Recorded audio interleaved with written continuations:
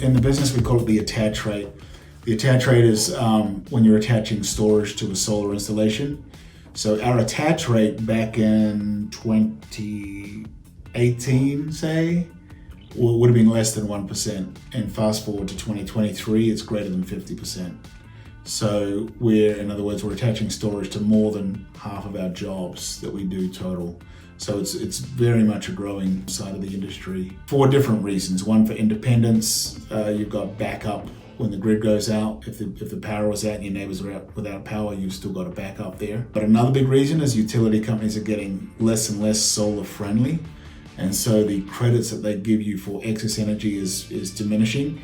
So a lot of people are choosing to add storage so that they send less energy to the grid. They hold on to it themselves, they use it again later.